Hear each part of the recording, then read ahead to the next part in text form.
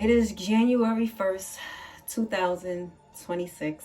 I do not celebrate New Year's. I understand the pagan origin. I don't do New Year's resolutions. I do prayer. I do conversing with God, formally in prayer and informal, just having regular conversations with him. I've been feeling a lot.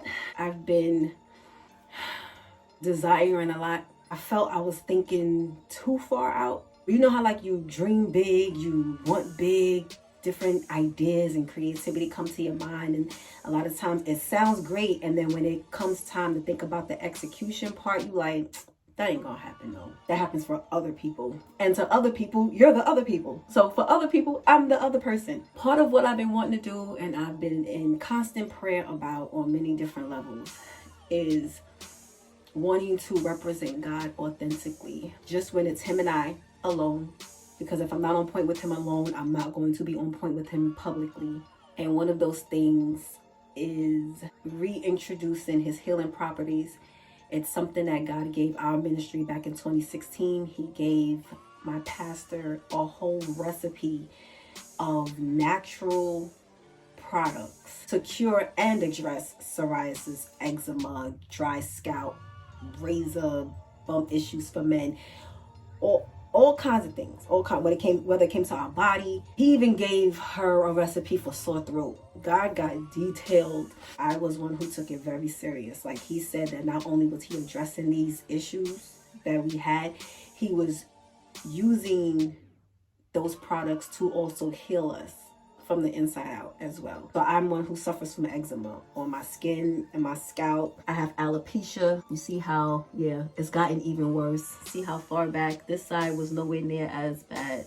I've been to dermatologists. I've used Rogaine, and it helped my hair grow, not in the main spot, but I ended up growing hair everywhere. I had a beard. I had hair on my back. It just said in my body, hair activate. And I was looking like Bigfoot.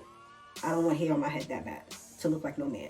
Gotten the injections in my hair. And it's only by the grace of God, his strength, that I'm even able to display this, but it's getting worse. See the patches?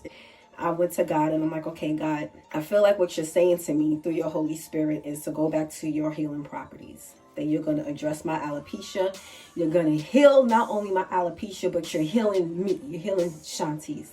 About 2 hours ago, I was in the kitchen heating up some food out of nowhere. I wasn't thinking about my hair. I wasn't thinking about anything. And I felt like the Holy Spirit was saying to me, cut it off and start over.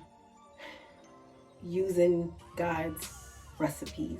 I had to cut all my hair off back in January of 2018. So 8 years ago, I had to cut all my hair off because my hair was falling out. That was a whole emotional train wreck I took myself through. I never thought my hair would grow back. It started growing back. Nappy, of course. My natural hair is nappy. Like, it's like if you buy Brillo, and that's my hair. But it started growing back, and I was able to lock it. I decided to lock my hair November of 2021, and this is where it has gotten to. So I had to add Marley hair to it because of the thin, you know how thin it is. So I had to add it for the density, but this is my length. So 4 years, as you see, my hairline is horribly receding. And I'm like, okay, God, I know what it is to feel you. I know what it is to feel you move through your Holy Spirit within me. And of course, because this is something that I would not want to do, of course, naturally, I went back like, you sure? Like, am I hearing you right? And I went to consult with my pastor, not for her to gauge whether I should or shouldn't, but to talk to her about it. And of course, she said, if you're not too sure, go back in prayer. And I went back in prayer, and there's a certain type of feeling that I get when I know the Holy Spirit is leading me to do or not to do something. I know my way is like, God, can I please show your healing powers by using your products? And we don't know what, just like the Holy Spirit told me earlier, you don't know what people are putting in these products, these hair growth products. You know what's in God's products. Tears started coming. I'm thinking about how ugly I'm gonna look. God has increased my visibility on camera. I'm like, God, I'm gonna look ugly. I still have my wigs. Even touching it now, there's a certain type of feeling that I'm getting. I don't even really know how to explain the feeling. There's a certain type of feeling that I'm getting. And I'm like, God, are you even going to allow me to wear the wigs? And my main concern is how I'm going to look. How I'm going to look to myself. How other people going to look at me.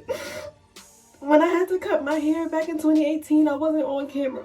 So unless I posted it, unless I went around people, no one knew. And now he has me. I want the end result. I want to be able to have a full head of hair, of my hair that grows, that God has blessed me with the ability to know how to do my own hair, care for my own hair. Like, I don't have to spend the money to get it done. I don't have to rely on other people to do it, which is a true blessing, and women know how big of a blessing that is. And we cannot want the blessing, the end result, and not want to go through the process. That's our biggest issue as people. So he's saying not to do it my way, to do it his way, and his way is to cut it off, trust in him, use his recipes to heal my alopecia, and only God can revive the dead spots in our lives. Oh God, he told me to document, because what's the point in going through all of this to prove it? It's not only to prove it to me, it's to prove it to others. I don't want to keep procrastinating, because if I keep procrastinating, I'm not going to do it. And slow obedience is disobedience. Let's get started. Let me just also add real quick too that I actually want to start over, but I don't want to go through the ugly stages. I don't want to go through the woes of starting over.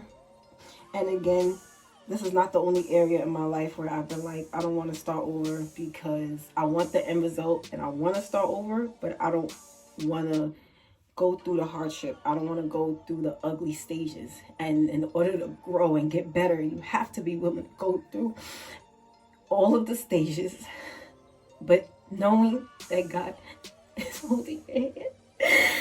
Knowing that God is holding your hand is what makes the difference between those of us who have God and those who don't, those who believe and those who don't.